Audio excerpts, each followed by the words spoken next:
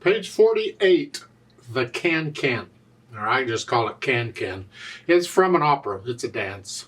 On this page, they're covering changing fingers on repeated notes. Well, I already talked about that a couple videos ago, and I encourage you to use it. Get good at it. Get to where you can do it without even looking at the keyboard. It comes in so handy because it's one of the methods we use to change hand positions. It has other benefits too, but that's the one we're using right now.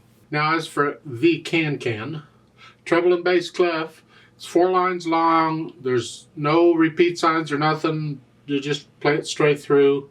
4/4 time, 1 sharp in the key signature. We're in the key of G major. Make sure you can do the scale for G major, at least 1 octave up and down. Do what I tell you in the scale video. Do the trill exercise and the whole bit.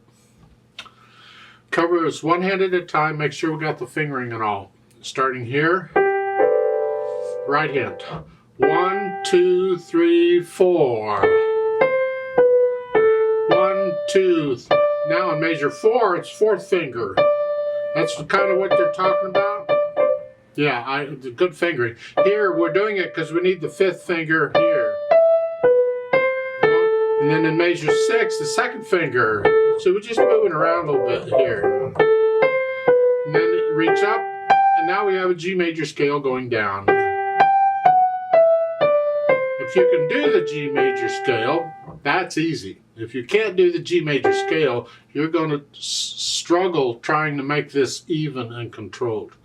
Go learn the scale. Right hand, or left hand, that was the right hand. Right, left, whatever. Broken chords, G chord, D7 chord, or the 1/4 and a 5/7. This 5/7 chord. That's much for the left hand. Put the hands together here. Now, again, we got to learn to do different things in the different hands at the same time. Fortunately, we only got 2 hands to deal with. In the 2nd measure, I want to connect these notes. In the left hand, I can't connect repeated notes. So at the same time, here, I can connect this and that's okay. But I'm connecting the right hand, but not the left. Because it's repeated, I can't. So don't go the same. Connect the right hand here throughout all of this. Connect this, even though you can't connect that.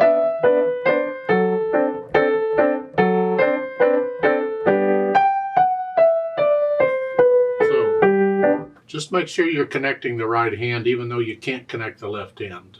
You're going to need to be able to go the other way too. Connect the left hand without connecting the right hand. And this is something you can practice while you're practicing the scale. You can practice these other things, like play the left hand disconnected, but connect the right hand.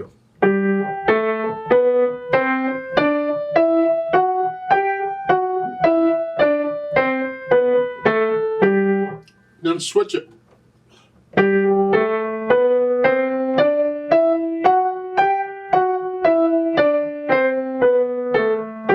Feels weird, but it's good practice. So I don't assign exercises of things. I don't like them. I use the scales and I can do all these different exercises, most of them, using the scales. So that's what I did. Once you got the hands sort of working, then go through and get rid of the hesitation so it's a steady beat. As far as the articulation, they don't give you anything. I'm saying go ahead and connect the melody.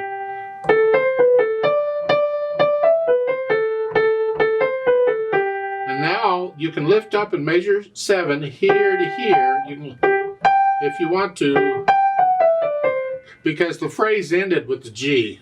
That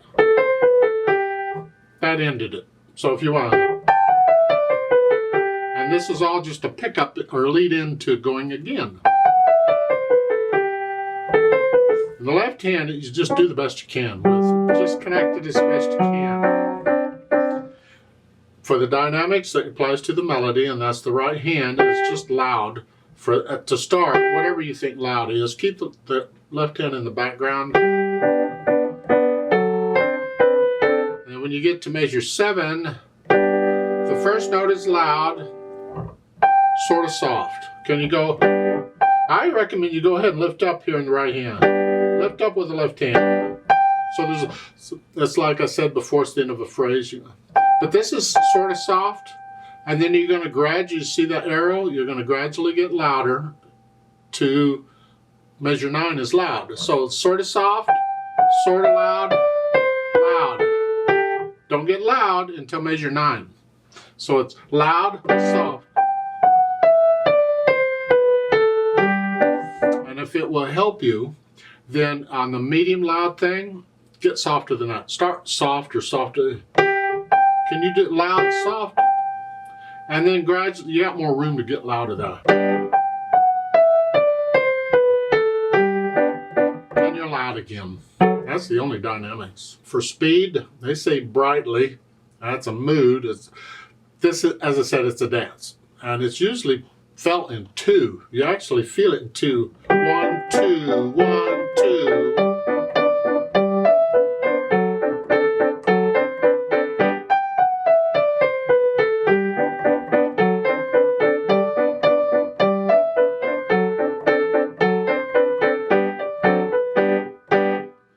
But it has to be accurate. So it's going to have to be your brightly, not mine. What can you do accurately?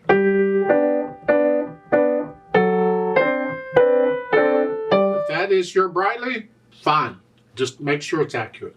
So you go ahead and learn it. And then when you feel you're ready, come back and play it with me slowly. Now let's double check you have all the right notes. I don't think the rhythm's a problem, but we'll make sure the notes. I'm not going to do any dynamics. I'm going to play both hands about the same. All we're doing is checking notes and rhythms here. So I'll give us 4 counts. Let's play it together. 1, 2, ready, go.